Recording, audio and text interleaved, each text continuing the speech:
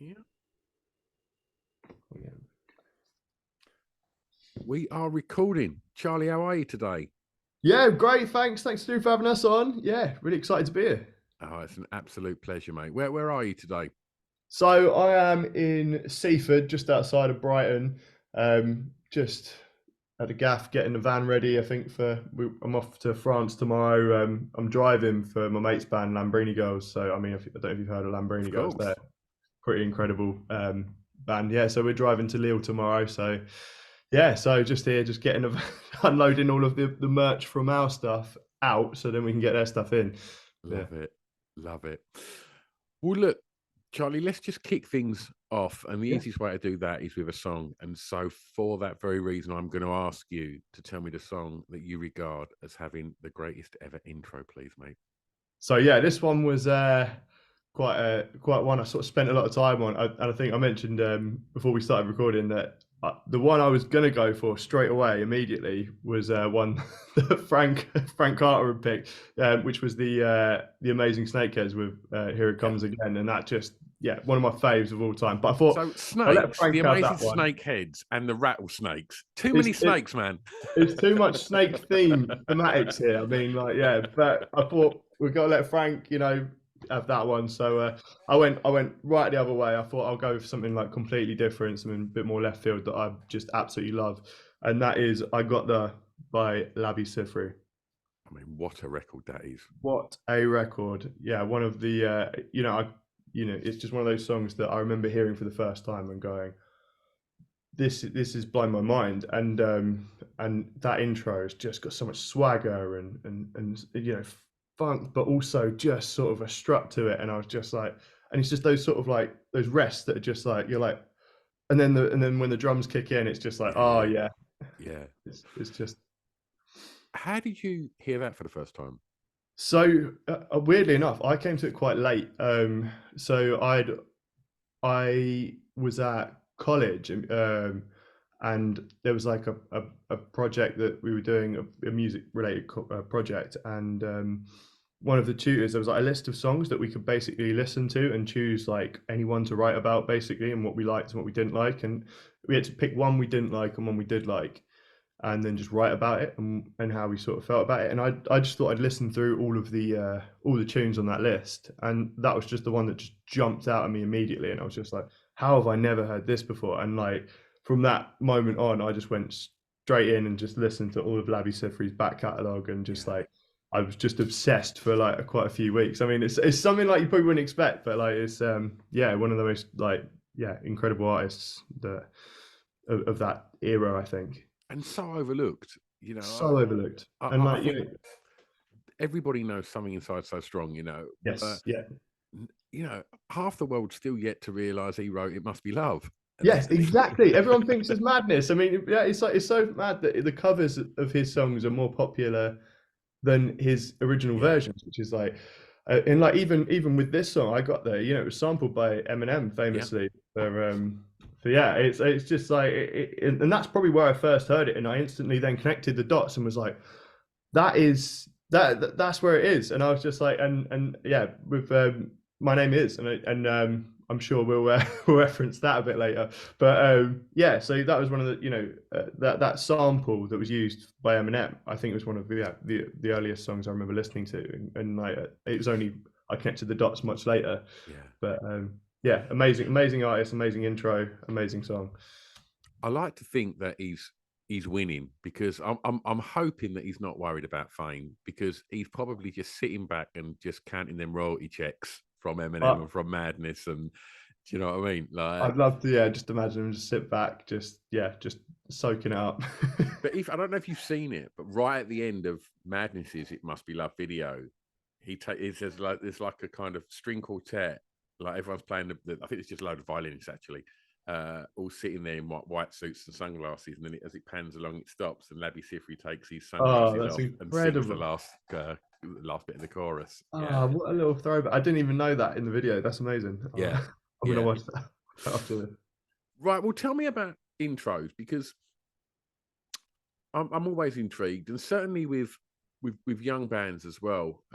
It's a completely different kind of concept when I speak to more sort of heritage artists about how they approach songwriting now to when they did them. But for a band that's kind of blowing up now and all of a sudden the attention's on you, talk me through the considerations of the sort of marketing considerations of writing songs and essentially intros, because in the world of TikTok and Spotify playlists, you've got to grab them.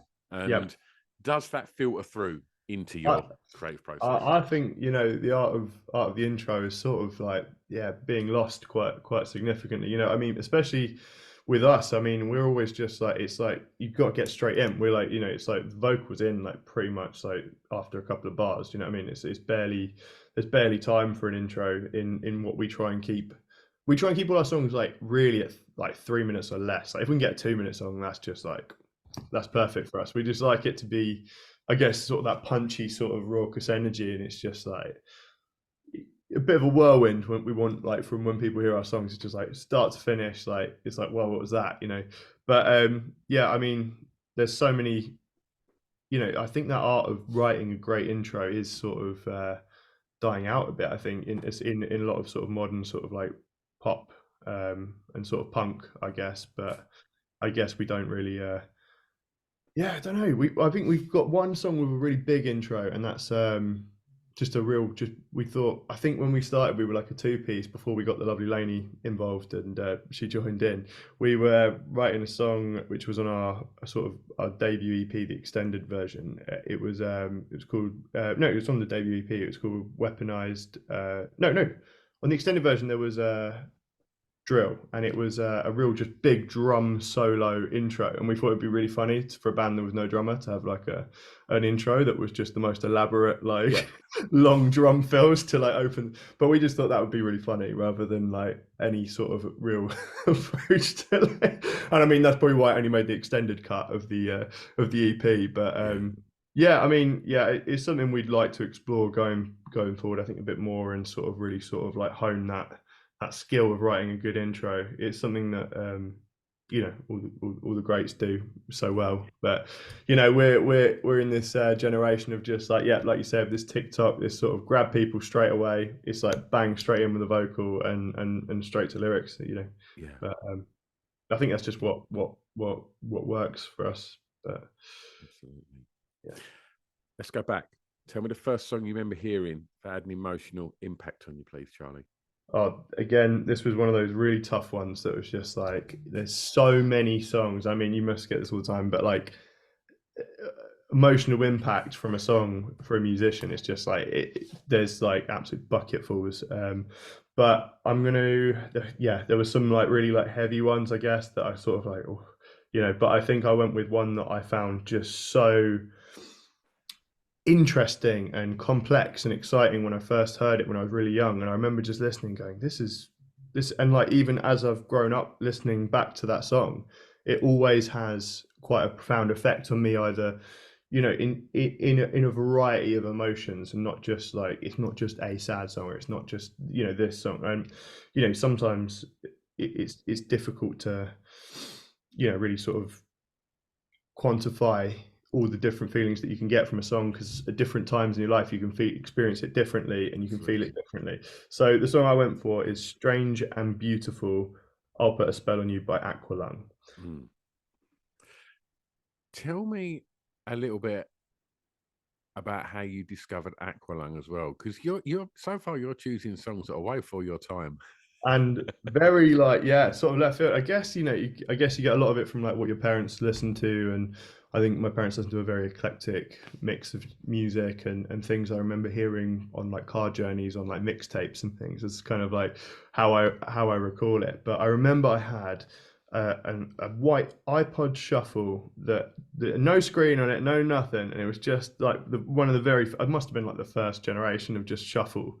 And it just had a little, like, it was basically a glorified USB stick with a play button on it. You played and it skipped, and that was it. And it's like and you could plug it into your computer and you could just put stuff on it and you get it in any order. And I remember just taking every CD I could find from my house or anywhere, or my friends, and I'd just bring them home and I'd put them all into my laptop and put them all on my shuffle, and that's what I listened to. It was like whatever I could get my hands on, and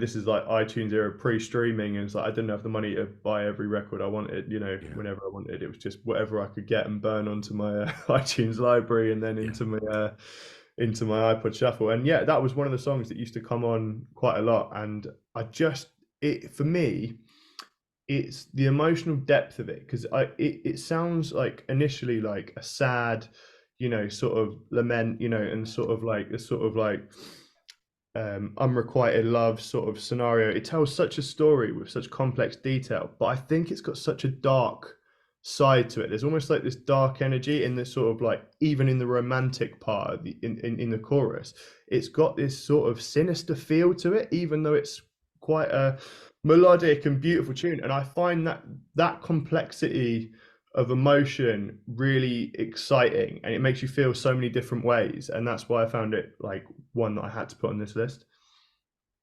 What's the emotion?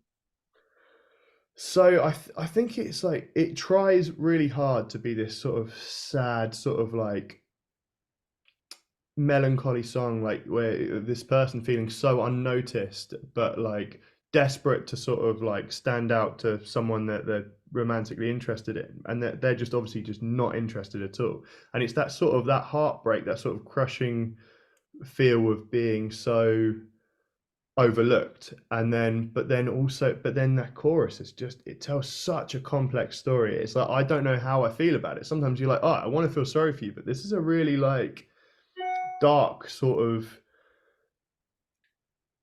lyrical theme that I just, yeah, it's complex, and that's why I love it so much. It makes you feel so many different ways. You mentioned car journeys and stuff, and listening to parents' records. What sort of stuff was you being exposed to at home? And Oh. was it like a musical household, as insofar as was there also instruments floating about? So my parents, they are not musical themselves. I mean, my mum used to be a bit of an entertainer. She used to work at Butlins and Bognor Regis. So, it's a lot of like, I guess, what we listened to was really eclectic. My dad, not so much. He listened to things like Yellow, and things like some really like, you know, sounds like that. And then, but then my mum was listening to a bit of everything really. We listened to a lot of, I guess, sort of poppy stuff, and then I guess, but then also a lot of dance and trance, which is a real sort of, I know, like a mix, but that used to be a lot of what was on. And then I guess sort of, like old like Live Aid DVDs and stuff that I burned the sound off of and put stuff like that, things like that. And a real mix. You got the rock stuff in there, Simon and Garfunkel. I get, Marvin Gaye, sort of things like that. Like lots of 70s stuff as well. All the good stuff. All the good stuff, yeah. But Yeah. it was such a mix, and like I think I don't know, when I was younger, like I never really listened to albums. It was always just mixtapes and mixed CDs and things Yeah. that were just sort of like just, and shuffles. Everything was shuffled. So yeah. And where was growing up? I've lived in sort of Seaford all my life, just outside of Brighton. It's about sort of 20 minutes up the road from Brighton.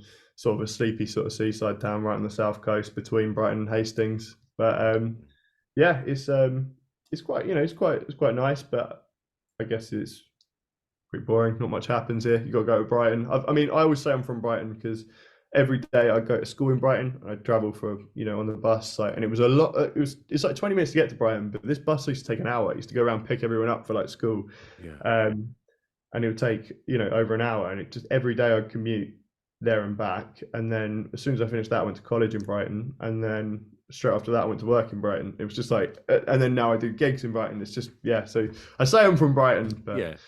yeah, You got the can't. right. You've earned it. Yeah. All right. Well, look, standing those formative years, please tell me the song that reminds you of your time at school. So yeah, I guess evolving off of those sort of themes on that shuffle, which is what I took. I think I upgraded it to one with a screen. I think at this point when I was one with a little screen, but I still used to shuffle all my music, and we Yeah, I used to have a red engraved iPod Shuffle that I used to take to school. Love it. I don't know why I engraved it with my birthday on the top. It was the most uninteresting thing I could possibly put an engrave on it. But yeah, I used to just sit and listen to music on the bus to school every single day. And again, I was really into this sort of dance and trance. Uh, so much dance and trance. I had this one again, a mixtape of 101 dance and trance anthems, Yeah. and I used to listen to those almost like constantly. I was just would zone out on the bus in my own world, just listening to these beats and sort of like and I'm gutted I cannot find this CD anywhere. And when I switched over to like from iTunes to like streaming, it sort of like lost loads of those sort of things, and Oh, man. I just wish I could find them now. But yeah, I mean, one of those songs that I used to just listen to all the time. Again, this was something again my parents would put on a lot, and it's "Insomnia" by Faithless. And you know, R.I.P. Maxi Jazz, you know, and just an absolutely iconic record that I just remember being on the way to school, just learning all the lyrics to it just from just listening. You know, I wouldn't look it up or anything because you know, sort of my like 1G internet like wouldn't work on my little Sony Ericsson. So I just have to listen so deeply all the time to try and get all the lyrics and stuff. And yeah, I just became obsessed with that song. I would listen to that probably twice a day, every day for about 4 or 5 years. It's a really interesting record, isn't it? Because you know, no doubt, I DJ at a alternative venue, and I've done for 30 years, and I'll be there Yeah. tonight, and I'm sure end up playing Insomnia. It's just so iconic, isn't it? But it's not your traditional dance record. And I know when people do, you know, all these DJ magazines do these like greatest dance anthems ever, Yeah. you know, it's always well up there. But Yeah. it's, I mean, look, when the drop drops, it's fucking Yeah. stratospheric, isn't it? It And is. It's yeah. but the rest of the song, I mean, it's quite somber, isn't it? And it's quite Very somber. haunting, and it's not just like, you know, Yeah. you've got to really wait for that payoff where you get to lose your shit. Do you know what I mean? And I absolutely love that structure of songwriting where you held off, and then suddenly you just get this explosion, this release again. You're like, it winds up so well, and it's just and even those like little like sort of like that sort of like it's just like bouncing between those two notes, the duh, duh, duh, like in between the verses before you get that sort of like break and then the drop, and it's just like all the drums just drop out and you get that melody just coming through, that little keys melody. It's just, I think for me it's one of the best sort of British anthems of all time. I think it's like, you know, people always say what's best of British, and you get those Oasis like questions, and that for me, I'm always just straight to Insomnia, Faithless. Love that. Tell me about school. Was it something that you enjoyed? I did and I didn't. You know, there were times when it wasn't so good, but then, you know, when I look back now, you think, well, actually, I had a great time actually in those sort of later years. I think when I first sort of went to sort of secondary school, I moved from a really small school to a really big one, with very few people I knew. So I found it harder to make connections early on.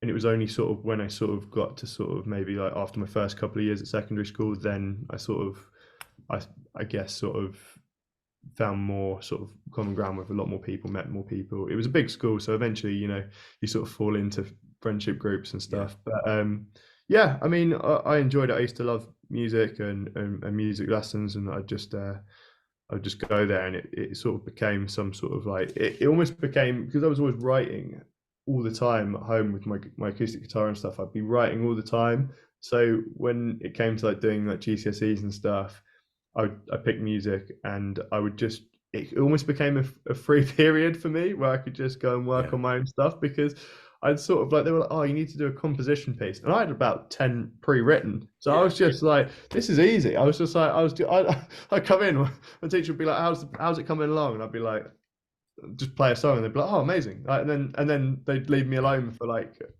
forever, and I would just work on music and listen to stuff and write. And, you know, we had these little like booths, like it wasn't very well equipped as a for music, but we had a little booth where I would go and one other guy played guitar, and we would just jam pretty much for the whole hour. And I think it was really nice to have that at school. I was very, I guess, fortunate in that sense, whereas I just had this sort of place where I could go and sort of just blow off steam and just play my guitar and and write music pretty much every other day. And it was kind of like really nice, I think, and I was lucky in that sense. But yeah, but overall it was good.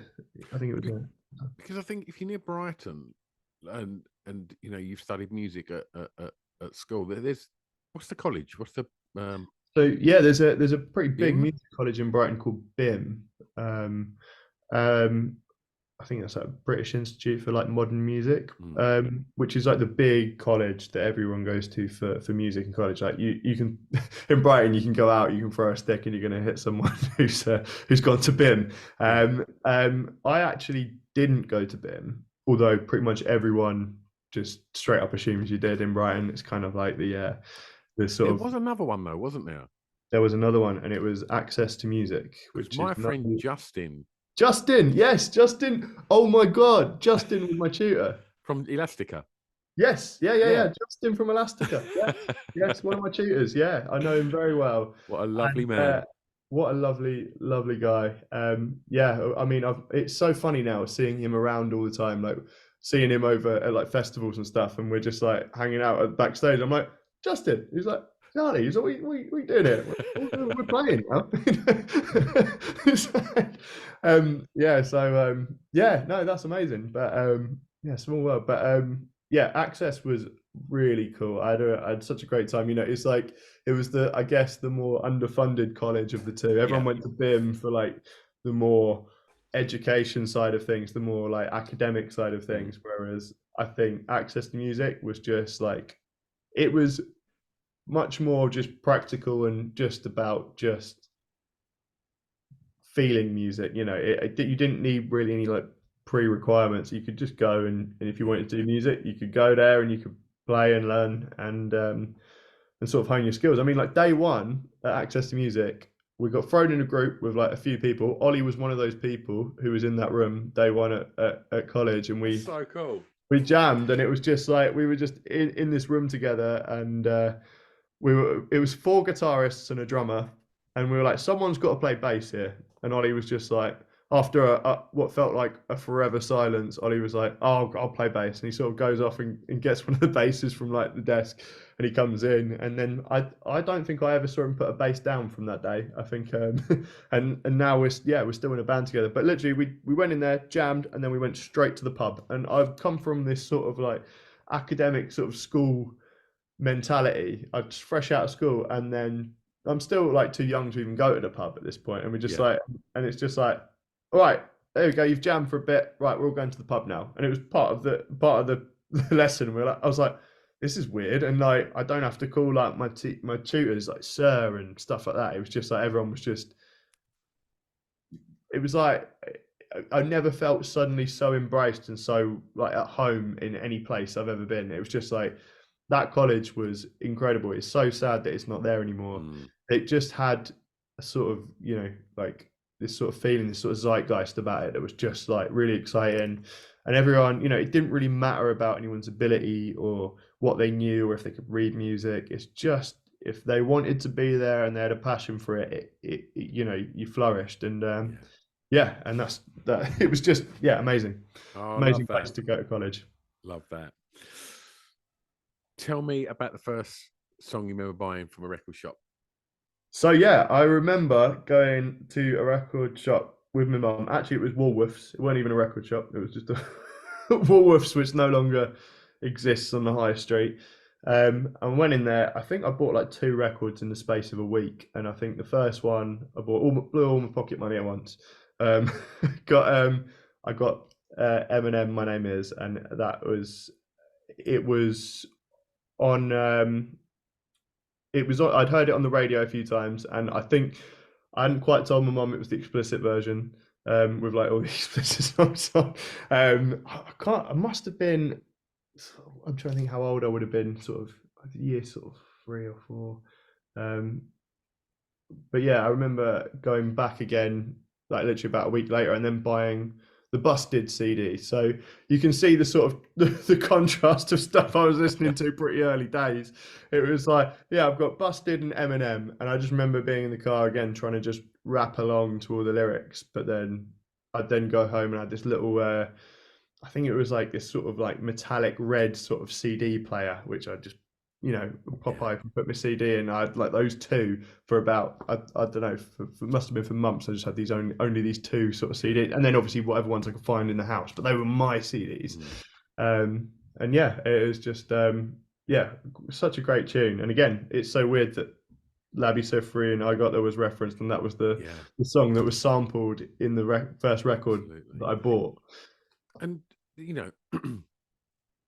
to be a young lad and to hear Eminem, yeah, I mean, this is at the time it was as punk and as exciting and as it's like you say, it was like the explicit one that you didn't want your mum to hear. It was like it was just charged up, wasn't it? It was fantastic and exciting. It was very exciting. It was so different to like a lot of the other stuff that was getting played on sort of like your popular radio stations, and it was kind of like, oh my gosh, this is like really out there. And it's you're right, it was really punk. It was just like, it's like, hi, my name is, do you know what I mean? It's just like it's like, I don't care, I'm going to tell you who I am. That sort of that attitude to it, whilst also still being sort of again funky with those sort of like those organs and stuff from the Labby Sifri track. It was kind of like, wow, this is really cool.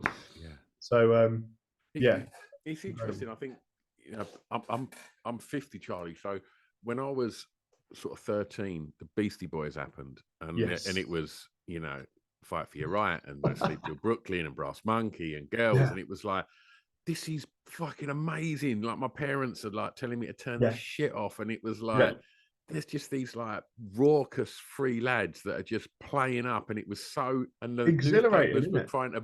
Yeah, and it's so weird because you think, I wasn't that age when Eminem dropped, but I can see the sort of parallels of exactly that. Do you know what I mean?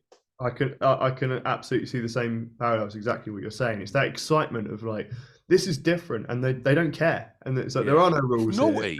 It's naughty, isn't it? There's no rules. You're just gonna do it. Nice. It's good. Okay, right. Let's go clubbing. Tell me the song that soundtracked your year's clubbing. I mean, you're a young lad, mate. You should still be out there enjoying it. My clubbing days are long gone.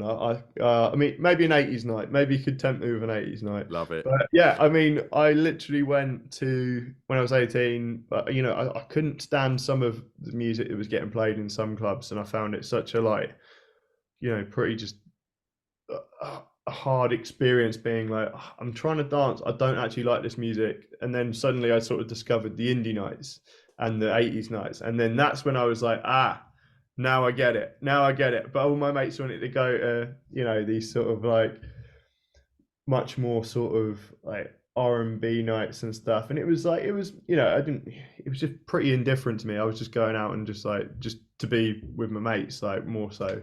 I'd sort of never really seen the appeal of the dancing as much, but it was suddenly then I discovered the indie discos and the 80s, and I was just like, oh, okay, right, this is just fun. Now I get it. And it's just like when you're there with your mates and you're having a good time, you don't really care, and it's that expression of just release. And I think that's something that I absolutely look for in everything that we do as SNAYX. When it's that communal moment where everyone's together in a room, all enjoying that music, and just you get that release. And I think the mosh pits and stuff, and the sort of like where everyone's sort of bouncing together and sort of like just releasing energy to a soundtrack, I think it's just one of the most phenomenal experiences that you can have as a human. So for me, I remember just falling in love with the indie discos, and we pretty much go out every, I think, Thursday night and Saturday night. Well, I think Thursday night would be a 80s night, and then Saturday night would be a disco, where it would be an indie disco. And so it's just like we'd sort of like Thursdays, is it still 1985? Yes. Yeah. Emron's night. Yeah. That was so that was because that started at a venue, because I used to do an indie night in Brighton for quite a long time, and I've done it. I started it at New Hero on Dyke Street. That's probably maybe a little before your time. Might uh, be. I don't know where that is. and it's shut now. Okay. And then the promoter there took his stuff to what's the one just off the seafront? The Uh, Haunt, the which is Haunt. now Yep, Chalk, which is yep, now Chalk. Yeah, the yes, Haunt is the one I used yeah, to go there pretty much. Yeah, every week would be the Haunt would be the go-to really. yeah. And yeah, it used to just be just class. Yeah, I used to really enjoy it. But yeah, I think the song that I've picked from the indie disco was "Save Tonight" by Eagle Eye Cherry.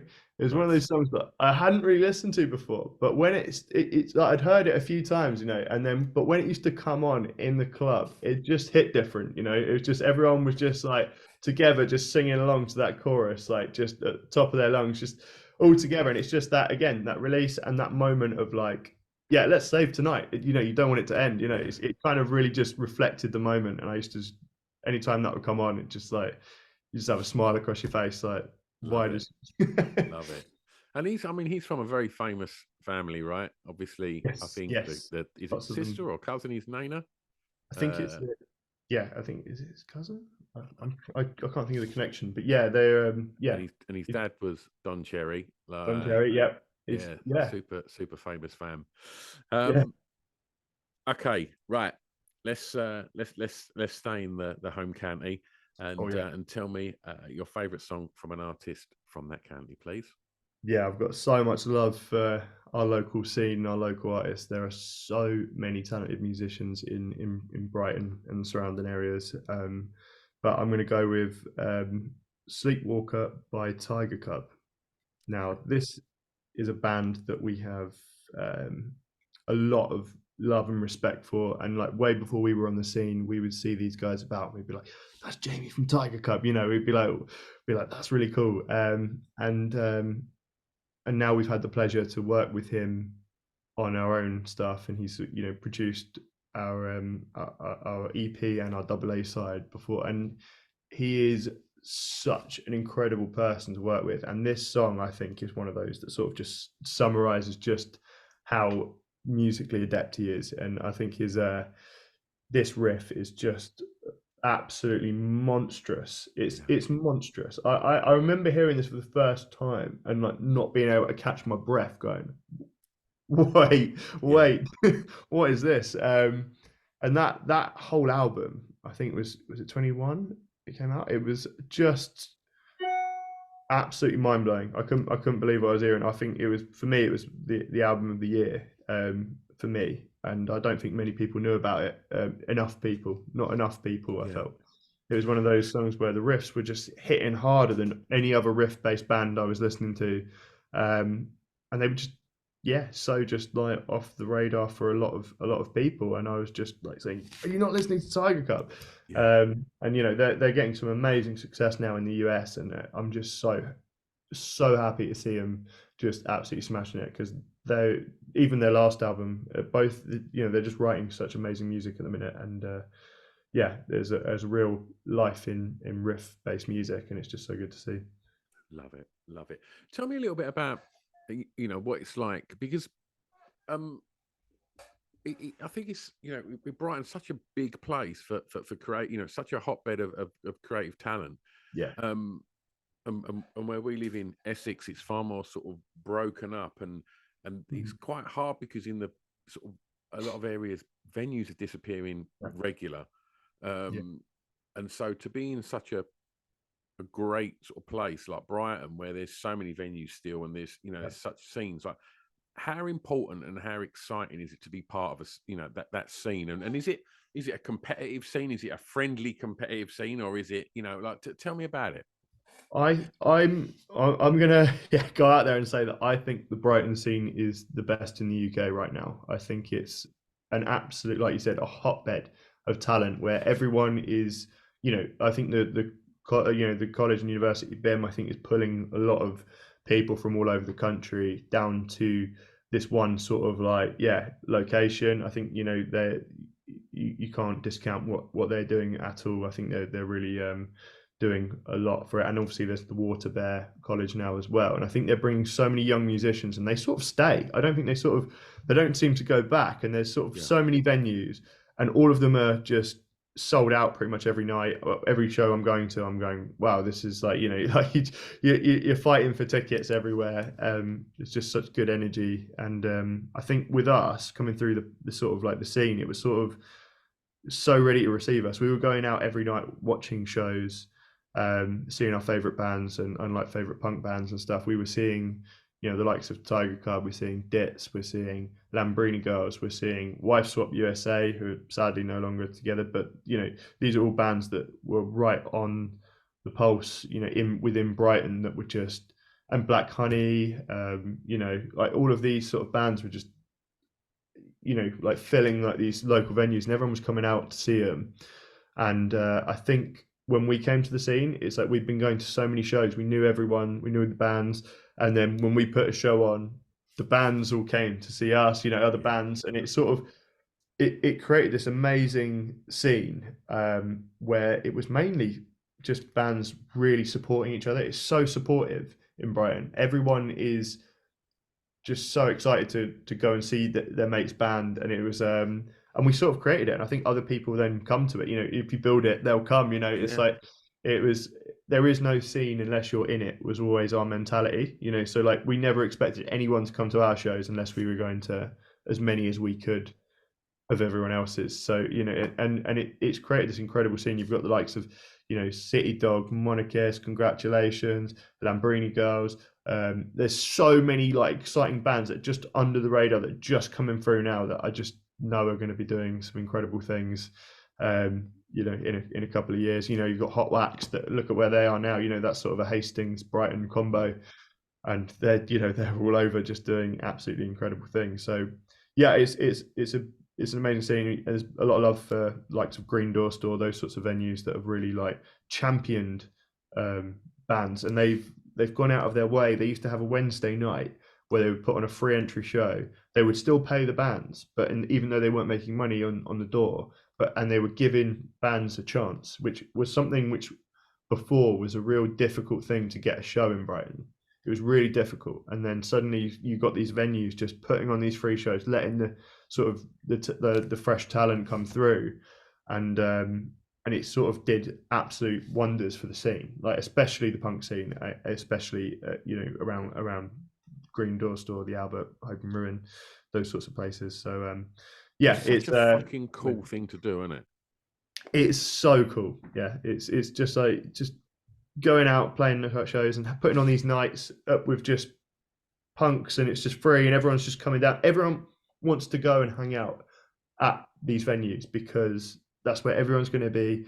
Everyone's there for the music, and there's just this sort of like mindset of real music first, and it's something that I think Brighton lacked for a long time. There was a real like there was a point in the scene which was just so everyone was like a really basic like metal band, and they weren't really doing anything exciting or different, and it was really painful at one point, and like all the shows were really like not quite matching up, and it was like you'd have a metal band and like a pop act that was really like not connecting, and then an acoustic. It was just a really weird time for a bit, and then it went really indie, and then suddenly it switched, and suddenly the punk scene came through, and that was the sort of, we were just straight in there, and we thought it was just like it was amazing. It's just so love that. Yeah, I still think that people, I say it, I mean maybe facetiously, but like I think they'll make a documentary about that place, Green Door Store, in like,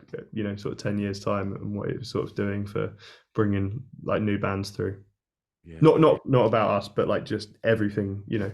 It's so important. So, don't want to make that sound weird. No, not at all. Yeah, they're going to make a documentary about us. No, they won't. Not about us, but that place is amazing. It deserves one, is what I think. Absolutely. It's your last track, mate, and and this is where you get to tell the listeners a song that you think they may not know and you'd like them to listen to. Yes, so this is a track from some good friends of ours. Again, I'm really flying the flag for this Brighton music scene, and this is Zeitgeist by Congratulations, and what a tune! But being made by just you know these local bands, and it's got this energy about it that's exciting. These fuzzy guitars, and it's just these sort of almost ethereal sounding guitars and vocals, and it's just got such a stomp to it, you know. And I think there aren't many bands in Brighton that are doing something quite this level. And there were so many bands I wanted to put forward for this. My list was like this long, and I'm like, I'm gonna have to choose one. This is, and I'm gonna be in trouble with everyone else for not choosing them. But but this song, I thought when I heard it, I was just like, I'd heard it a few times live, and just everyone's just moving and stomping, and like I think there's a bit where like Jamie comes into the crowd with his guitar, and he just starts doing this like big stomp, and it's just so iconic. And I'm just like seeing this live, going, "Oh my god, this is unbelievable." But yeah, it's they're a really cool band, and you've got to get to know them. Go and listen to Congratulations. There's again, once I'd narrowed it down to Congratulations, it was a problem picking which song as well, and this was the one I settled on. But oh my gosh, have they got some tunes? It's a bit like Death from Above in the guitar, but then it's got this incredible vocal and like and guitar lines from Jamie and Leah. It's just, yeah, they're amazing. What a band. Fantastic. Well, look, we've spoken about everybody else's music. Let's talk about your music. What's happening? So yeah, we've just got a brand new EP that we've just dropped called Better Days. It's a little 4-track EP. It's just really just short and sweet. You know, you can listen to it all in 20 minutes and I think, wow, what have I just listened to? But no, it's yeah, it's one of those. It's an EP we're really proud of, and it definitely sort of jumped the queue in terms of what we were going to put out first. You know, we put out Weaponized Youth Part 1 last year, and then I think everyone was just expecting Part 2, but these songs didn't feel like Part 2, but they felt like they needed to come now.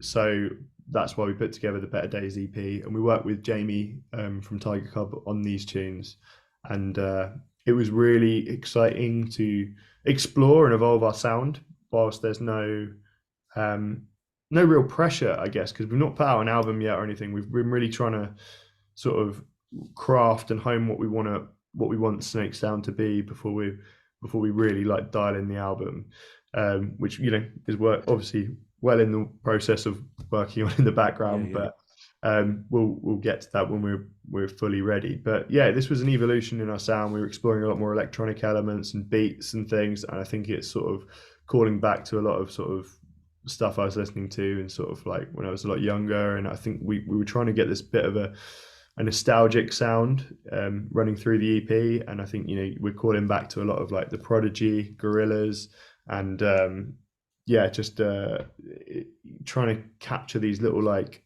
sound. And like, I mean, even like Gangsta's Paradise, we've got these BVs, these sort of like those sort of like choral sort of synthy sounding BVs like scattered throughout the EP, just trying to give it this sort of nostalgic feel, like a reminiscing feel, which is where you sort of, you know, you're hoping for better days, you're reminiscing, and you know, it's yeah, it's been really exciting to put out something so different, you know. But yeah, it's been pretty well received so far. So yeah, we're just excited to keep exploring that sort of electronic side to SNAYX, which is yeah. And live, what's happening? And live, oh, we've got an amazing year coming up. It's really exciting. We've got loads of festivals. We've got Trees, Rebellion, Takedown. We've got Kendall Calling, Festival, and then we're going on tour in Europe with Kid Capici. And then today we've just announced we've got the Billy Talent tour in June. We're doing UK. We're playing 4 dates with Billy Talent, Cardiff, Glasgow, London, and Manchester. And yeah, wow, that was an exciting call to get, and we were just like, they want us to come and do this tour, and we were just like, I remember calling Ollie, just very excited, and we're just like, this is amazing. So yeah, I mean, it's already shaping up to be a busy year, and we've got a lot of stuff still to announce yet, but we've got to keep up the sleeve until they're ready. But yeah, it's some amazing supports. We'll definitely be doing some headline stuff at some point. But yeah. And if people want to kind of keep up the speed and make sure they're not going to miss out the stuff that you're keeping up your sleeve, where's the best place to keep up with SNAYX? Yeah, I mean, best place is probably Instagram if you're on there, snakes_UK, and that's snakes with a YX as well for those listening. It's yeah, SNAYX. But yeah, you can follow us there. It's probably the platform which we use most and just communicate through like dates and announcements. But yeah, all the platforms really. Wonderful. Well, if it's cool with you, Thank, Charlie, we'll tag you in it, and when thank this you so much. drops, so people can go and find you if they haven't done so That'd be amazing. already. Mate, it's been an absolute delight talking records with you, mate. Thank you It so has. It's been much. really good. Thank you so much for having us on. It's been really, really enjoyable. Absolute pleasure. Charlie, I'm going to press stop, but don't go anywhere. Perfect.